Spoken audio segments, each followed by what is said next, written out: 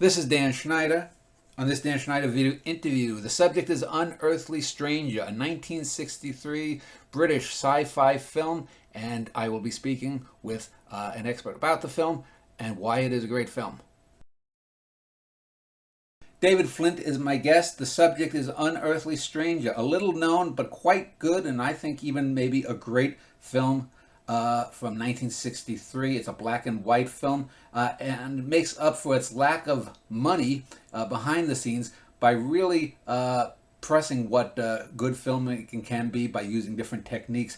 David runs the Reprobate Press, and I found a review he did some years back about the film, and it was one of the few film reviews at the time of the film. So welcome, David. I'd like to ask you before we start in about the film, give a little background about yourself, what you do, and what Reprobate Press is. Okay, I've been kind of writing professionally for a living for about over 30 years now. Tended to specialize in film, cod film, but also music, arts, a little bit of everything really. I've always been a fan of genre movies, and in terms of what Reprobate Press is, I guess it's kind of a counter-cultural guide, but it's not just movies. It's basically based around all manner of lifestyle, so everything from socio-political stuff through to cult cinema, to obscure lifestyle choices, anything that's a little bit off mainstream or slightly argumentative, I guess. So do you do you go out of your way to find interesting bits of cultural trivia? I just looked on your website, and the latest piece you have is upon an unmade kaiju movie, Godzilla versus the Wolfman, or something of that order. Yeah, some of this stuff you just stumble upon. Some of this stuff you kind of really seek it out. Some of it is things that I've known about for a long time. I think one of the things that I've realized over the last couple of years is that stuff that I might think of as being, almost old hat, and things that everybody knows about that, and then you realize, of course, that everybody doesn't know about that at all, because certainly there's stuff that was around that everybody was into maybe in the 80s and the 90s, but has just vanished now and it's been forgotten. So there's still plenty of scope to write about all sorts of stuff. Unearthly Stranger is a great example of that, I suppose. Yeah. It's a film that you kind of think, oh, people must know that, but then of course lots of people don't know it. Before we just get on to that film, I know that I grew up watching Godzilla films. I was born in 1965, and films usually came from Japan to the U.S. about 3 years after their release. For example, All Monsters Attack or Godzilla's Revenge, which is one of my favorite ones, was released in 68 in Japan, came to the U.S. in 71. And I know that they had like the Frankenstein monsters, that there was the Battle of the Gargantuas, the green and the brown one. So was the Wolfman their idea to get an American icon to battle just like the Frankensteins, and it became something else? Or I think with that project, it was more just an obsessive fan who was working for Toho on projects, was really into Godzilla, was really into his monster movies. Curse of the Werewolf seems to be a major influence for what he did. So he just wanted to bring these things together. And I think also the planned idea of Willis O'Brien's King Kong versus Frankenstein project that ended up, after a lot of changes, becoming King Kong versus Godzilla. That was obviously an influence in the idea of taking a classic Gothic monster and putting it with Godzilla and seeing what you could do. Obviously, the problem with all that is that there's a big size difference, so you've got to work that out. Unearthly Stranger, 1963, released in the UK, 64 in the US, written by someone named Rex Carlton, who I'd never heard of before. It was an idea by Jeffrey Stone, and John Krish was the director. So I don't know, were any of those names in the UK that were familiar to you from other projects? Because I'm not an expert, but I do know quite a bit about B films, and these names don't mean anything to me. John Krish is pretty. Let me rephrase this. I was going to say he's pretty famous. He's not, he's not famous, but he's kind of a well-known figure in film circles, but his films are probably better known than he is. Yeah. But not feature films. I mean, he's quite well known for making documentaries. He also made a lot of public information films that would show on TV, telling you, basically, don't play with matches or you might burn your house down, that kind of thing. And his stuff was really, really, really intense. It's really kind of arty and provocative. So, for instance, one of his most famous films is called Searching, which is just a camera touring around a house that's burned down.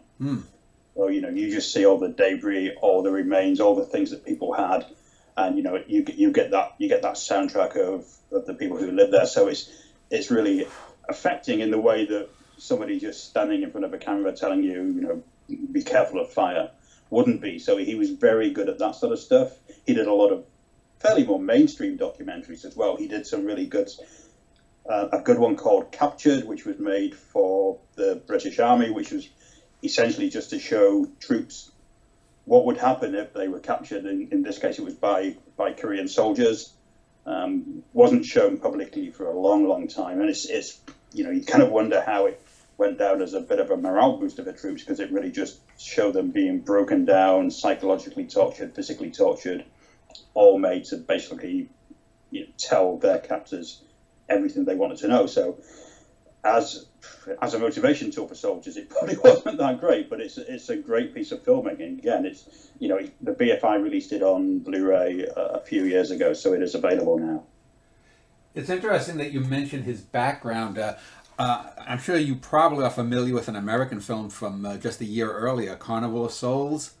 Yeah. Yeah, so Herc Harvey was the director, and he spent 20 or 30 years making industrial films, like the kind in America where we would see, in gymnasiums, and this is how you sterilize such and such, these kinds of things. Make sure in the in the next 20 years, these kinds of things about the minutia of industrial life, and then he makes such an odd but interesting film, which I've done in a previous show like this, Carnival of Souls, and this film takes you can tell it's like ultra low budget, but it makes so much with so little. It reminds me of a Carnival of Souls, clearly something like Night of the Living Dead, which came from Carnival of Souls. It reminds me of the Vincent Price film Last Man on Earth, which is from I Am Legend.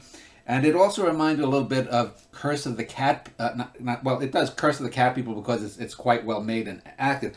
But Night of the Demon, which I recently rewatched a few weeks ago with my wife, it has that British late 50s, early, I guess you could call it pre-mod kind of paranoia that really takes a lot from a little. So this film opens up with the main character, Mark Davidson, played by John Neville, and we see him for 2 or 3 minutes as the credits roll, and he's just running through some urban area, huffing and puffing, sweating his ass off, and the rest of the film, aside from the last couple of minutes, then is a giant flashback, essentially. So let's talk about some of the techniques narratively that the film uses that really grabs you, because there are a number of them. What are some of the techniques in this film that stood out to you? I think one of the interesting things about this film is, as you say, it kind of opens up with this really kind of fast-paced semi-action sequence, very paranoid, very sweaty, and then it flashes back, and that, I think, is a really great way of setting a film up like this, where they don't have money for huge amounts of special effects. They don't have all that kind of flashiness. So they give you something to hook you in straight away, and then the film can take its time. Yeah. And it's a film that moves at its own pace. It's very quiet. I think that's one of the great things about that film, that it doesn't go for spectacle. I mean, there are moments where obviously designed to startle you. For instance, when you see the alien woman taking something out of the oven with her bare hands. But even that, it's a really subtle moment. It's not like a big shock sequence, and it doesn't really have those big shock sequences at all until right at the end. Yeah. Other than that, it's all paranoia, creeping unease, the suspicion of who is who is who, who are the government agents? Are they good guys? Are they bad guys? And what are these people working on? Is this a good thing? Is this a bad thing? So I think it's a really good classic paranoid film of that era. And I think British science fiction of that time, there's a whole bunch of these movies made in black and white between the late 50s and the early 60s, and lots of them, whether it's the Quatermass films, Day the Earth Caught Fire, Invasion, that was made very close to this. Day of the they've Trojans. they've all got that kind of paranoid intensity. They're closed in, they're narrow movies. They're not, even something like The Day the Earth Caught Fire, which is a big global disaster movie, still is very intimate. And the thing is, it never slips into the other end of B filmmaking, in that you have the giant bug-eyed aliens of the day. You don't see, it's not like Invasion of the Daleks, where you could just kick a Dalek and it would fall over, and everything that grabs the viewer, that seems sinister, is allowed to stew in the mind of the viewer. We don't see flashbacks where we see something horrible. The fellow who Mark Davidson replaces, they talk about something exploded in his head, or inside his head, or what, and then we just sort of see him slumped over. I think it's just a photo. We see him slumped over his desk or something, and so we're allowed to wonder, what kind of thing is happening here. And as I was saying, it's always scary what you can imagine than what is being presented. Yeah, I mean, I think it's turning your restrictions into a virtue. If you don't have the money to do something that's a big space opera with spaceships, with giant monsters, then don't try and compete. I think that's where a lot of those 50s films and 60s films fall down, because they're trying to compete with films that have much more money. So they end up with really dreadful looking monsters that are just laughable, that would have been laughable even at the time. Yeah. And certainly are now. So those films don't stand up. I think if you do something where, we're doing a science fiction film and it's going to have aliens invading Earth, but these aliens will look just like us, and it won't be some kind of cheap device, because you've seen all those films where it's like, oh, the aliens look just like us. It's obviously done because they can't afford to make aliens. But in something like this, it's like, let's actually make a virtue of that they are essentially just like us.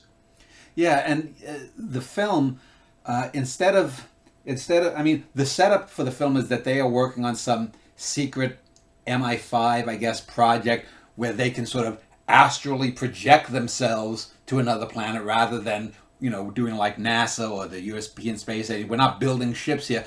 It's something out of the Twilight Zone, or even more apt would be. What is the one? The Outer Limits here in the U.S. I don't know if you had similar shows in the U.K. But again, we don't get that monster of the weak, bug-eyed alien, and there's a lot of good.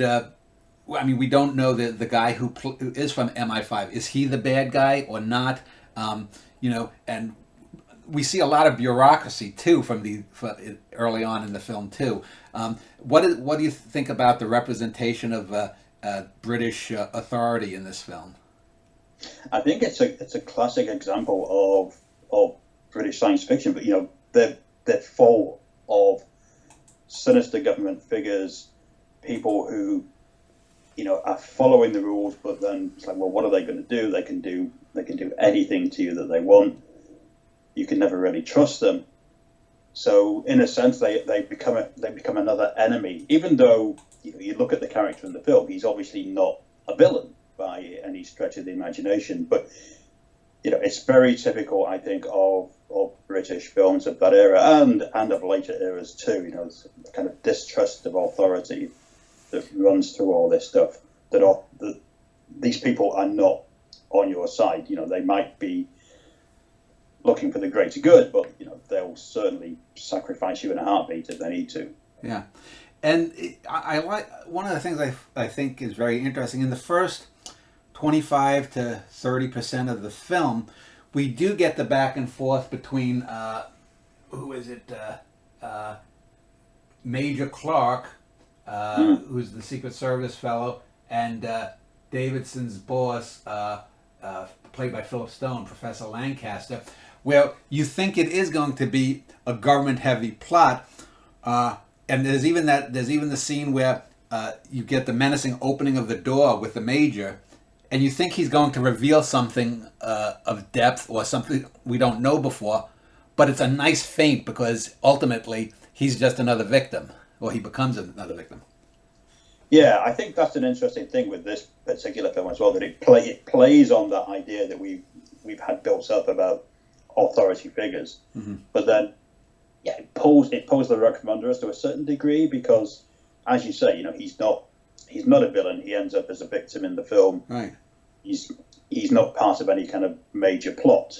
Yeah, and the focus of the film then becomes the new Swiss wife that Davidson meets out of the blue, and we don't really find anything out about her and her past.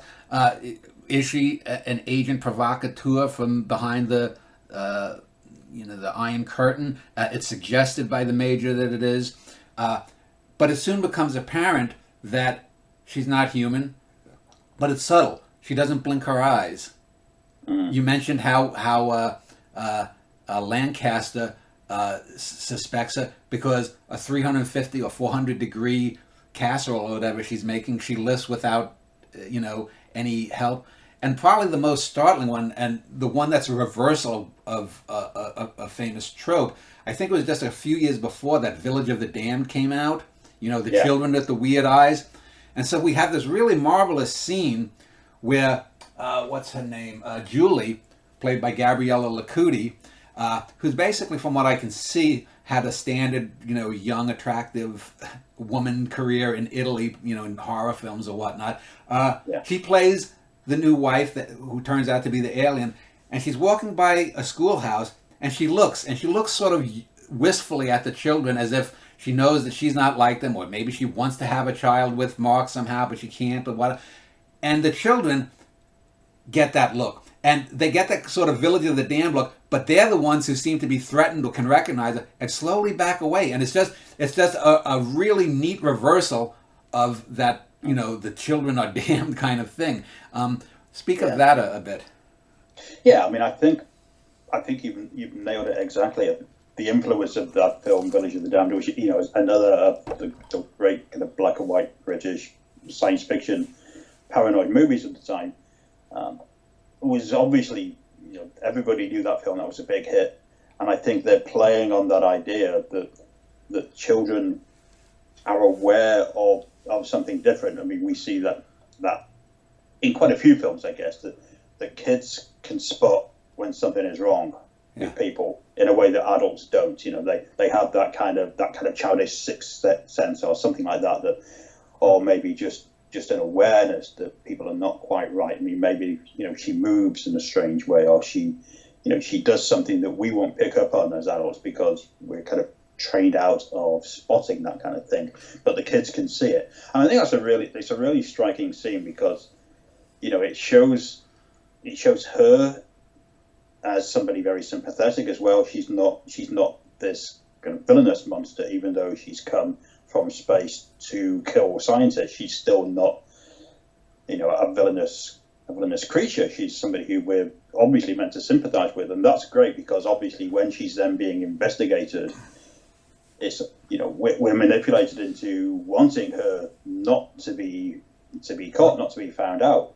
So our sympathies are definitely with her and with her husband as much as they are with anybody else. Yeah, and I mentioned the earlier film Carnival of Souls, and in that movie the main character is a woman who by the end of the film we find out seems to have died and is just a spirit of some sort, and she walks through the film in sort of this fog, and other characters see her as odd, and but that whole film we are basically either seeing everything from her perspective or just it's very claustrophobic around her. In this film, the Gabriella Lacuti character is sort of a minor character, it seems. I mean, she doesn't have she doesn't occupy the amount of time that the Mary Henry character in Carnival of Souls is. But when we get Mark Davidson and Lancaster finally after about a third of the film, he convinces her that his wife is the alien. Boom. We're now looking at her the way the characters in Carnival of Souls must have thought about Mary Henry, although it's a different. She has that vacuity for a different reason. Yeah. What I doubt that that film Carnival of Souls had made it over there. But is there any other film that you can think of that might have been an influence in the way it was approached? With the so-called monster is sort of this just blank staring woman. I'm not sure. Carnival of Souls did make it over at some point to the UK in the 1960s, but I don't know when and the chances of it being an influence on this are quite slim, I would think, because it's not the kind of film that would have had a major release. So yeah, it's an interesting question. I'm not sure that, other than it's that little bit of a science fiction trope, and especially with that kind of science fiction at the time. I think I mentioned the film Invasion, which was made around the same time period as this, and again has these aliens who are others. I mean, in this case, they're all played by Asian actors, which is potentially all sorts of problematic for modern viewers. But but that was also part of the plot, because it's are they aliens, or are they as we talked about with this film, that she's thought of, is she a Russian spy, and again, this is like, are they aliens, or are they Chinese spies in that movie? Mm-hmm. So I think there's something that was in the air of the other as these emotionless characters, and I imagine that's probably how we would treat it. We were told to treat the enemy at that point quite a bit anyway, whether it was going to be the Soviets or the Chinese or the Nazis before that. We dehumanize them, and so we see them as not having the same emotions as we have. So I imagine that kind of thing. It's less than 20 years after the end of the war. It's closer to 15. So I imagine that kind of mentality was still very much there at that point. Yeah, and there's also things like Village of the Damned, where there were these kids with the wide staring eyes. So it was, and you see films like Quatermass, and even then the zombie movies that were around that time, where people become blank. Yeah, you're dead, you become blank. Yeah, so, you're human, you become blank. Well, what was it, 20 Million Years to Earth or something? That was the Quatermass film that was around that time with the ancient Venusian. Was that? That was going to be. That was about Quatermass in the Pit, I guess it was called. Well, there would have been TV. There was the TV show prior to that, so there was. I mean, they'd done the first two Quatermass films before that, and we shouldn't underestimate the influence they had on a lot of their stuff. They were both big hit movies, and the TV show was huge in Britain, and I think that absolutely influenced a lot of British science fiction throughout the 1960s. Yeah. One of the things, though, I think that really works in this film is, while there are certainly Cold War metaphors that can be implicitly seen there just by virtue of it being made in '63, it isn't heavy-handed. There's always, not only within what the viewer is going to feel, but the way the film presents the wife, Julie, it's more sympathetic. It's almost as we know she's a dupe, and it's. I think did the Manchurian Candidate come out the same year or a year after? Again, I don't think there was influence, but it's interesting that she is part of the other, but certainly Mark feels sympathy towards her. Lancaster, his boss, feels sympathy towards her. It's just an interesting and I think quite naturalistic reaction. Yeah, I mean, it's, as I said, she's presented as a much more sympathetic figure.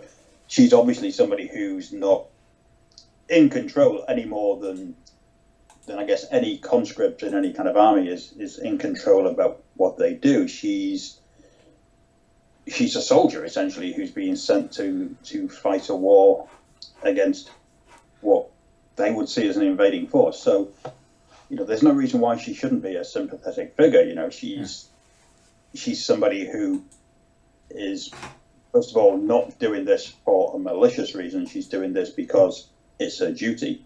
And then she realizes, I guess what you could say is the folly of it. I mean, whether it is folly or not is another interesting question. But she switches sides in a way, Yeah. and pays the price. So she's somebody who we can relate to, and I think, yeah, you're right. I think we can overestimate the whole Cold War metaphor to a degree. That was something that would run through movies constantly, whether it's a subconscious thing, a very conscious thing, or not.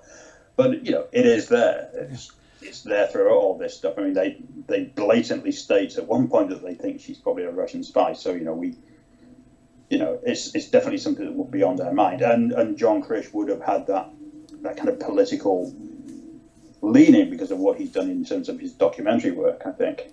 So one of the things that just in talking about this, we've talked about it for 25 minutes already, and it seems to be that not that the movie was copying other movies or even that it was that influential to slightly later movies, but it seems to really capture the zeitgeist of the era for some reason. And one of the things I think of is the cinematography. Again, another film that came out right about that same time was the first Sergio Leone film, A Fistful of Dollars. And Leone famously, you would have the slow pans and the whole face of someone would be on the screen. But these were sort of distorted, gargoyle, ugly. He wanted the most odd and yet interesting faces. Here, we get these close-ups of these faces, but they're almost always in sort of these panicked or mannequin-like expression. I mean, it's just odd because in this film, instead of being really drawn to the faces sort of, as you get closer into them, they become more homogenized in some way. Do you find that interesting, the camera work, especially when they pull into the faces so tightly? Yeah, I think it's really interesting. I think, as I said, that whole thing of having really tight close-ups, emphasizing the paranoia, emphasizing the emotional side of it. You can just go straight into somebody's eyes. There are no secrets if you stare so closely into the eyes, it seems. And I think there's that whole sense of confusion as well. I think if you shoot all this with long shots, it just wouldn't work. You have to be intimate, and to be intimate, you have to get up close. Yeah, I mean, one of the strange things about this is that you look up who Rex Carlton, who wrote it, is, and his credits are interesting, but this is a very odd one because first of all, it's a British film, and everything else he did seems to be an American movie. His other films, is stuff like Blood of Dracula's Castle, The Brain That Wouldn't Die. Well, that's that he did a lot of producing as well. The Devil's Hand, Nightmare in Wax. They're very different kinds of movies. So it's one of those things where it's like, is it the same Rex Carlton, or is there another Rex Carlton who's just been, maybe just wrote this film and been credited to it?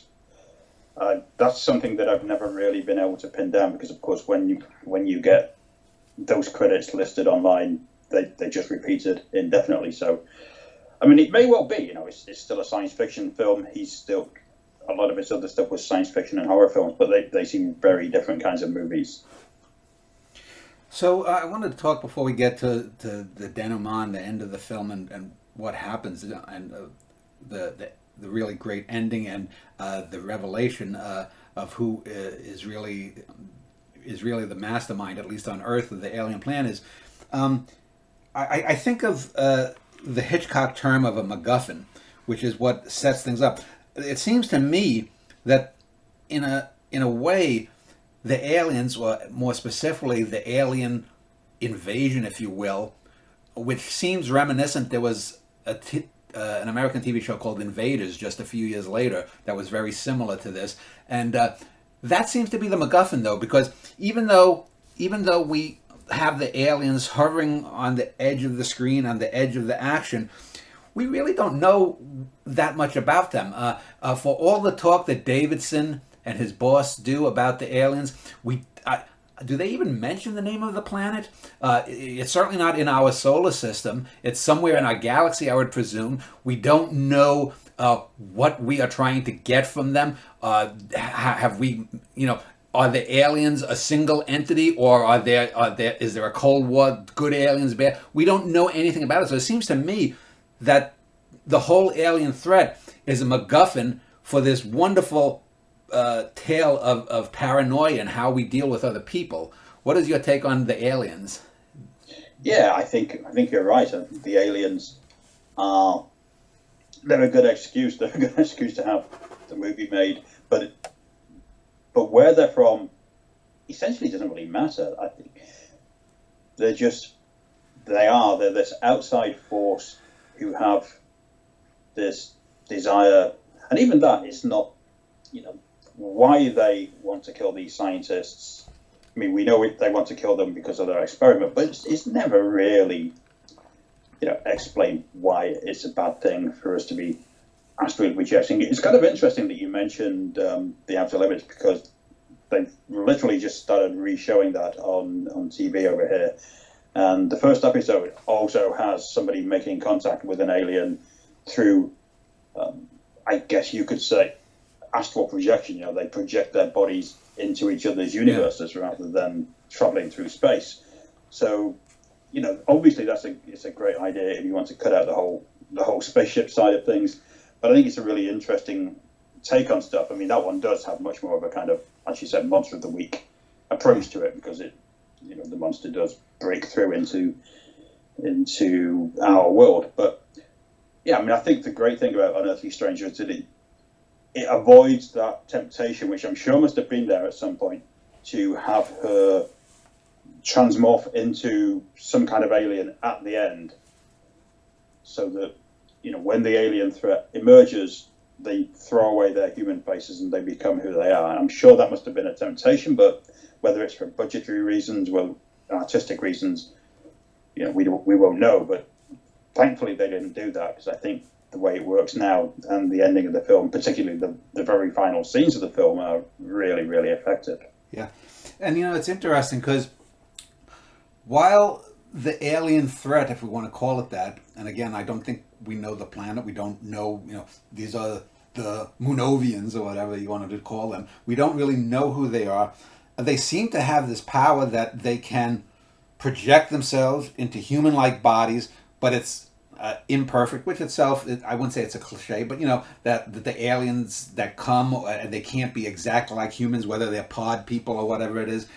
But the one thing that's interesting is they, in the end, where Davidson says that he loves his wife and it doesn't care that she's not a human and whatnot, and she seems to want to stay with him, the aliens somehow zap her back.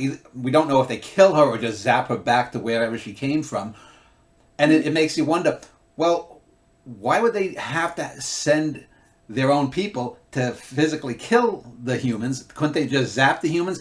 And we have that whole MacGuffin of the supposed code that the first guy gets killed because he's holding the code, and then the major gets killed because he's holding the formula or whatever it is. And so it's odd because, I guess you could nitpick there that it's a bit contradictory. But I think by that time we are so engrossed within the film that these little details that may or may not be askew don't really matter. Yeah, I think that's exactly right. By the time you've got to those stages, if that kind of thing is worrying you, it's the kind of thing that you spot on repeated viewing, perhaps. But if it's worrying you at the time, then the film hasn't worked. Yeah, it's like when it's really interesting. I think it is interesting that when she dies, and we assume she dies, that the body is gone, because obviously the body is a falsehood. It's a fake body. And so as soon as her spirit or her being, her essence, is removed from it, the body no longer exists, which is, a nice, interesting take. But yeah, I think it is ambiguous.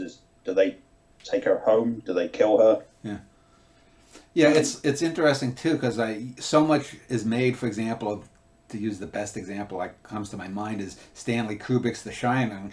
You get people who nitpick everything, like, well, this means that. How did Jack get out of the freezer? Room 237 or whatever the hell it is. This whole supposed documentary about, this is Kubrick confessing to faking the moon landing or some shit, and it's like that.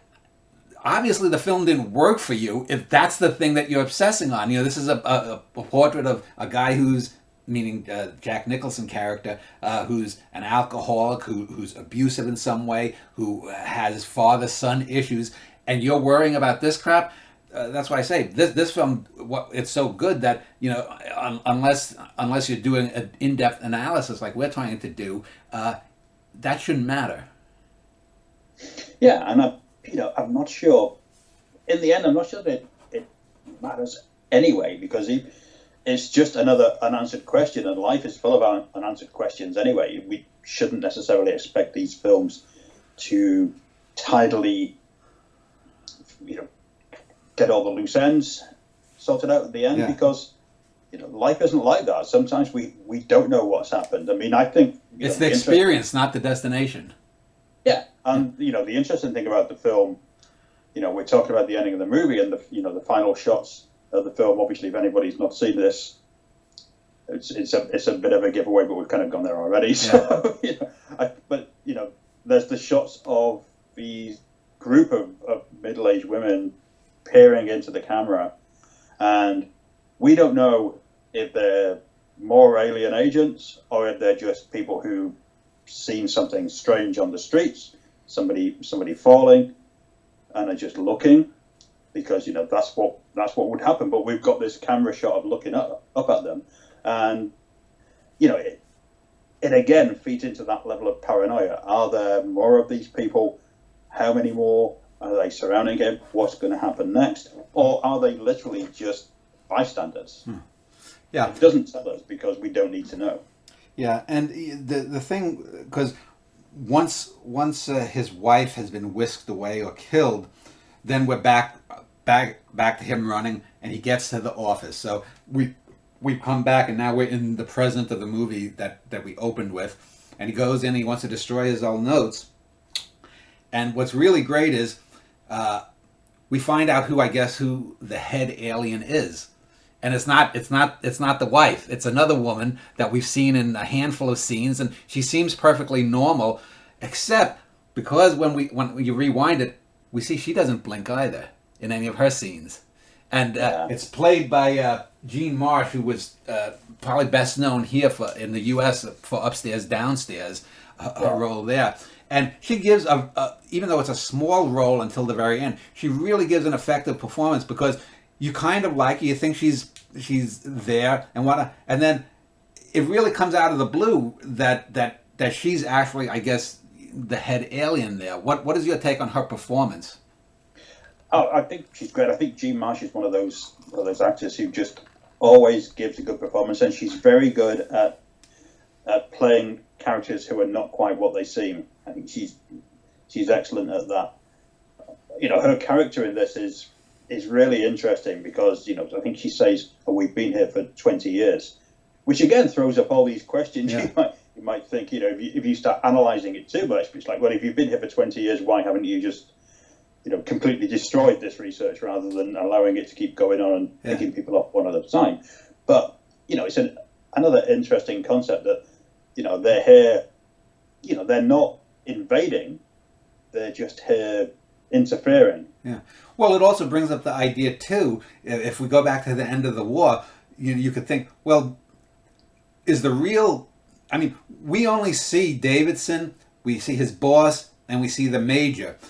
We don't see a huge bureaucratic apparatus. So are these guys doing such highly, it makes you think, are they doing such highly focused research that maybe they are stepping on the toes of people in the upper echelons of the government who know about it, and it's maybe it's the aliens are colluding with people above them, that these guys are finding us out. Did the aliens help us beat the Nazis? That kind of thing.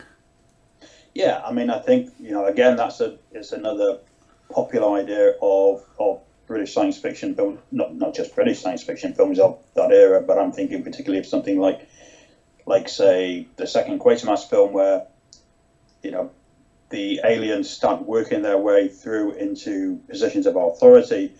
It's the classic again. It's that classic kind of Cold War paranoia of sleeper agents, of people who are spies, people who get to positions of power but are actually not what they claim to be. I mean, we still have that kind of level of paranoia now about people in authority. That they're actually working for the other side, or they're working for different agendas. They're working for elites.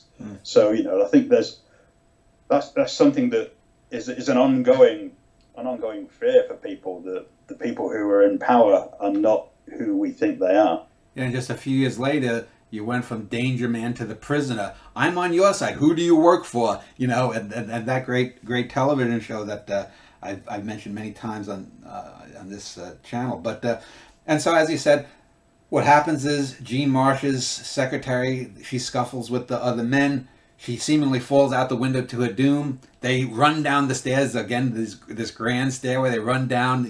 It looks like a vertigo set there from Hitchcock or something. They run down, and they don't find the body. It's just the dress she was wearing. So what she whisked away in midair. And as you say, then the two men sort of look up, and you see the women gathering around, and it brings up a couple of images to me.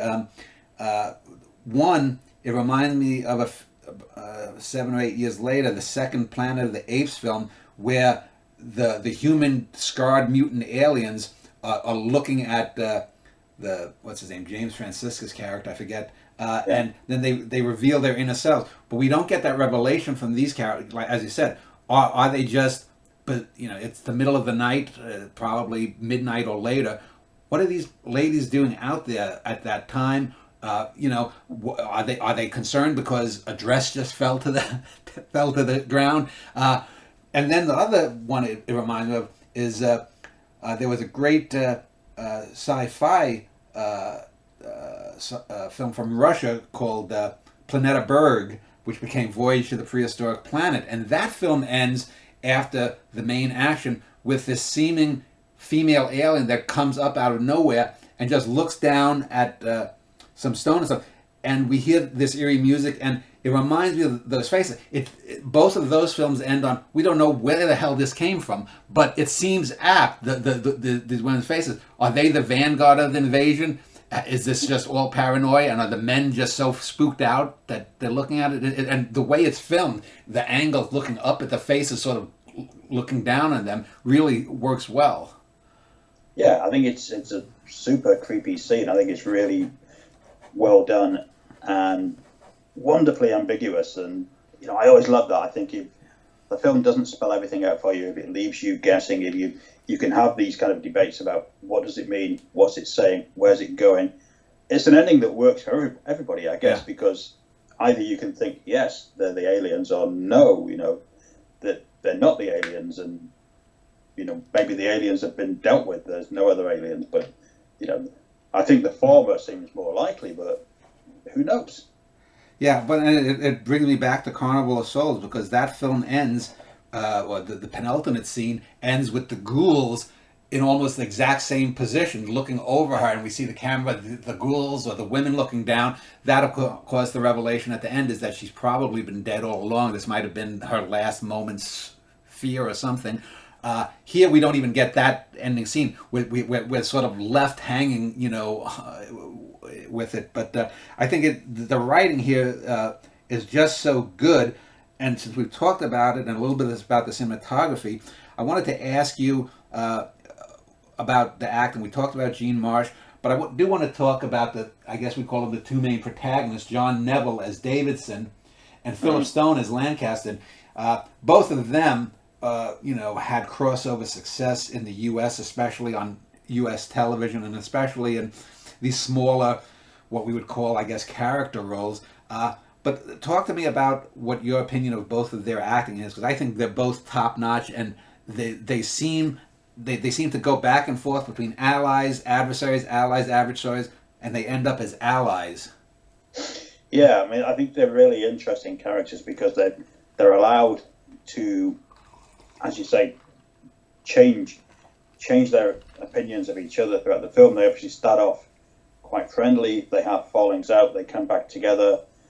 And it's really interesting. I mean, Philip Stone especially is one of those actors who you don't generally think of as being, he's much more the kind of the cooler character quite often. I mean, you look at him in the work that he's done with Kubrick and people like that as well. But he's here. He's quite emotional, quite angry. He's, I guess, the first person who knows that the wife is not human because of what he sees, as opposed to perhaps being just a spy or something. Neville again is really great because he's quite twitchy, he's quite angry, very defensive. So I think they feed off each other really well, and both their characters are they're convincing. They're not cliches in any way, shape, or form. Because if they were cliches, they wouldn't behave in the way they do. I think they behave like real humans. He's defensive about his wife. They fall out over really minor things in the grand scheme of things. They just one word and they've had an argument, and then come back together. So I think they're really good performances, and I think also we should definitely reference Patrick Newell, who is fantastic in this. I mean, he's obviously, most people know him from the Avengers, which potentially he scored that job through this movie because Albert Fennell, who was one of the producers on this film, would later go on to be an Avengers producer, and presumably remembered what a great actor Patrick Newell was, playing these kind of mysterious authority figures. He does something very similar in the Avengers. I guess we don't really know who he is or who he represents. So he's fantastic, and and let's not dismiss Gabrielle Licudi either, because I think she does a really, really good job in this. I think, as you said, she had one of those typical kind of 60s European actress careers to a large degree, which we shouldn't dismiss because she did quite a lot of interesting stuff. But she's fantastic in this. I think she really plays that character well and makes her. She humanizes her alien character, which is all you can ask for somebody like that. So let me ask a few more questions, and then we'll wrap up why you think this is a great film, or at least a great sci-fi film. So I wanted to talk about the circular story structure. Quite often, whether it's in film, whether it's in written fiction, whether it's on television, or in any kind of mode, oftentimes it just becomes a gimmick. But here, while certainly it's used to grab you and hold you, I think the payoff when you come back to the end of the circle here works very well. It's not just a gimmick, a cheap gimmick to try to hold you on the seat of your pants, and then by the time you get back to the present of the story, you're like, oh, is that it?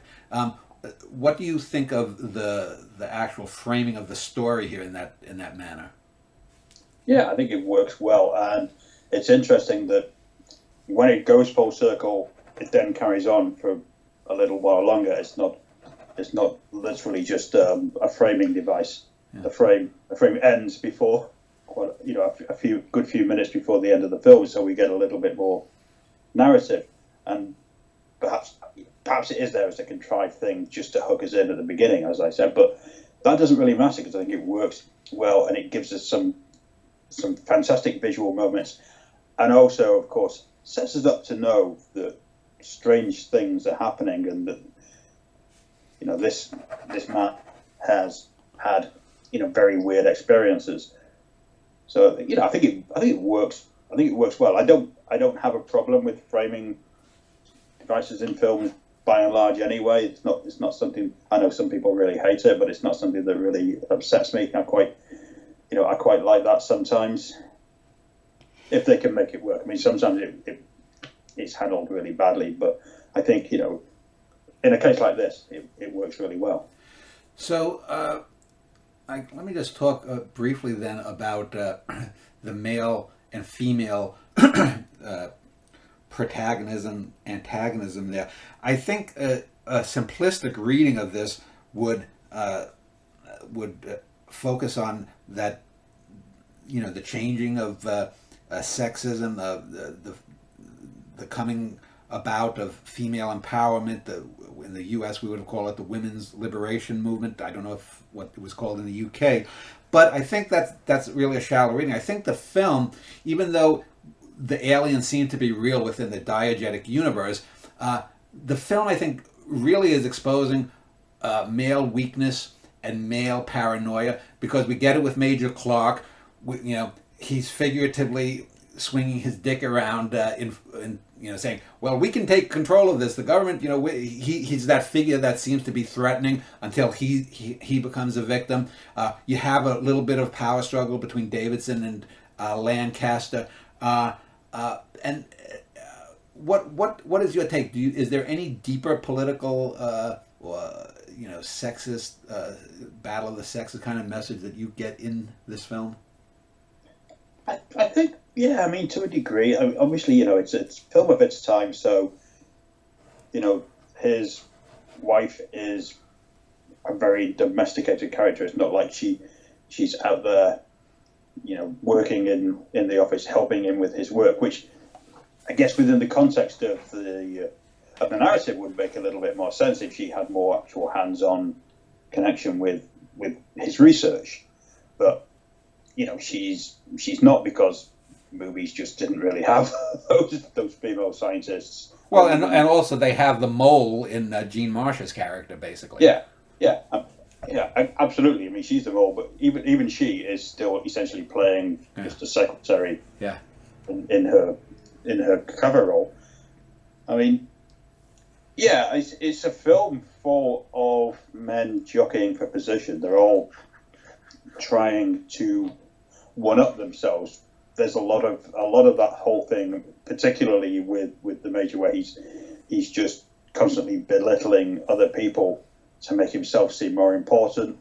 There's the immediate assumption that this marriage must be some kind of sham marriage, which, okay, you might think, well, they met 2 weeks ago. Yeah.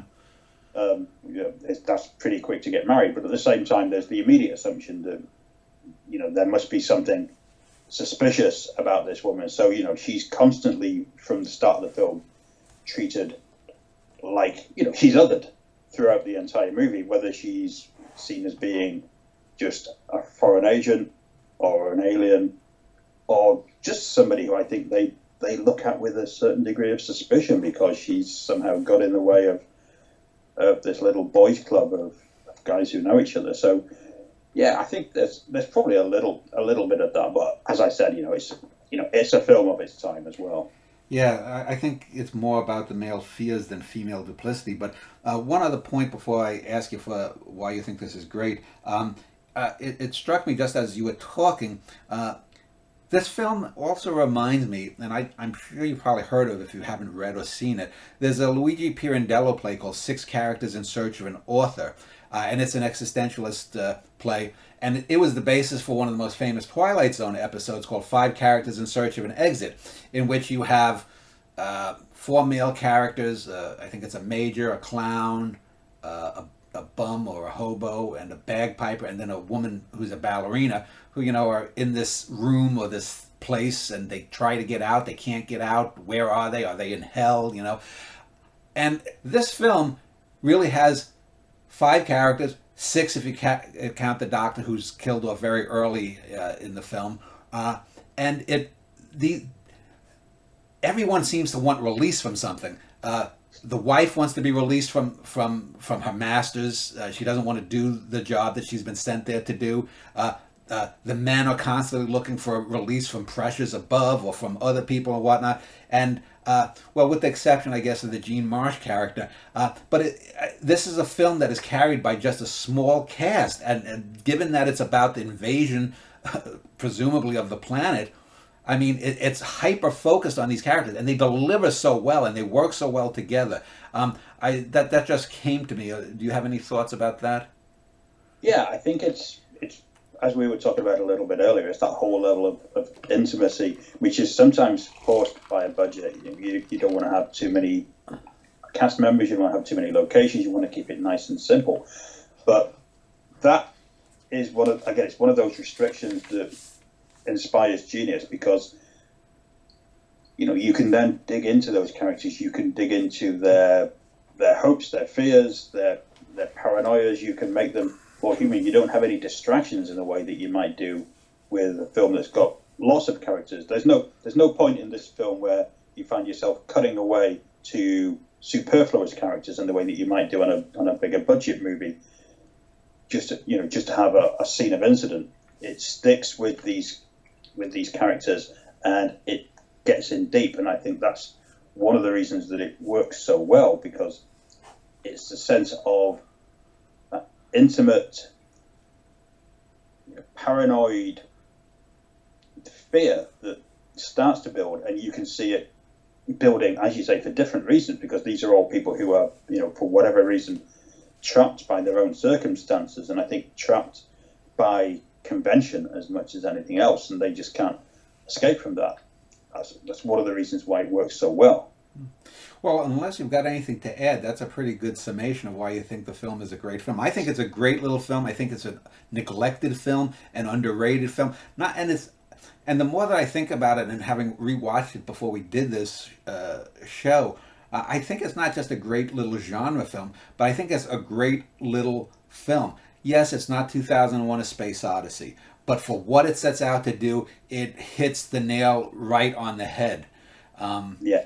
So those are really, those kind of British science fiction films. There's also a bunch of black and white horror films as well that from around the same time that are all much more interesting than people ever give them credit for. I mean, these are the ones that some of them would turn up on TV when I was a kid.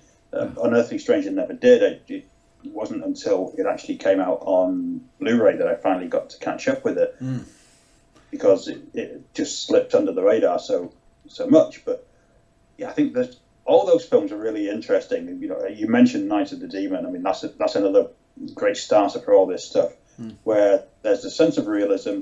There's a gritty black and white look that always separates these movies out from everything else that was going on, from the Hammer films and stuff like that.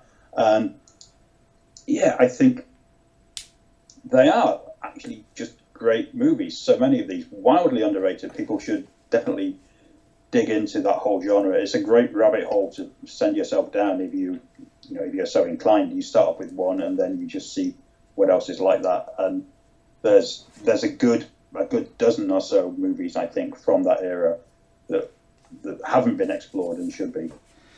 Well, I did a show right before this one on movie film serials, and one of the things, there was a company here in the U.S. called Movies Unlimited back in the 80s and 90s, and apparently one of the fellows told me that they were famous for saving and then putting out films that they didn't have the copyrights for.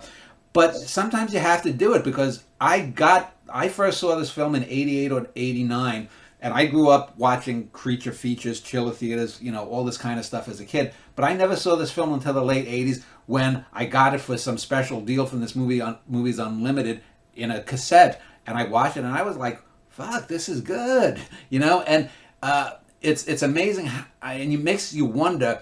I mean, we know, for example, about the Doctor Who episodes that were erased, classic television in the U.S., live shows that were erased and never saved, films from the silent era that either weren't saved or they were saved and they were destroyed because no one preserved them correctly. But this is the film that shows that strictly following copyright stuff can sometimes lead to the loss of really underrated treasures in this case UK film history. Yeah, I think you're right about that. There's so much stuff. We know about the famous lost movies, and we know about stuff that's been lost from the 20s and 30s. But there's stuff from the 60s, there's stuff from the 70s, there's stuff even from the 80s. Whether it gets caught in copyright hell because nobody knows who owns it anymore, or whether it's just like nobody wants to release it at that point, but they just sit in vaults, rotting away, being forgotten. So many classic examples of this. You only have to look at, say, like the Russ Meyer films, where somebody who was an author, producer, filmmaker, who owned all this stuff, dies, and then, well, what happens to it? Where does it go? Yeah. You know, it's countless numbers of movies that, if they're not lost, they're really facing being lost. And you know, movies that you would think, hey, that's a pretty well known film. It's like, well, where's the negative? Yeah. And here in the U.S., the problem is also saving television, made-for-TV movies. I don't know if you have the same issue in the U.K. Yeah, I mean, obviously, you mentioned the Doctor Who situation, and that's by far not a unique thing. I mean, there's huge amounts of series going well into the 1970s where episodes are missing. Sometimes there might only be one surviving episode. And also so much stuff that's been produced since then that, you know, it'll be somewhere, but who knows where it is, because, you know, this is the curse, I guess, of the more TV channels you have and the more stuff being produced you have, then if they go, or the production companies go, that stuff just vanishes, and who's sitting on it? Where is it? Because it's probably not being stored very well quite often. Yeah. Well, it was great talking to you for an hour or so about this great little film. David Flint, Reprobate Press. I will link to it below this video. So thank you for spending an hour speaking about it. Absolutely. Anytime.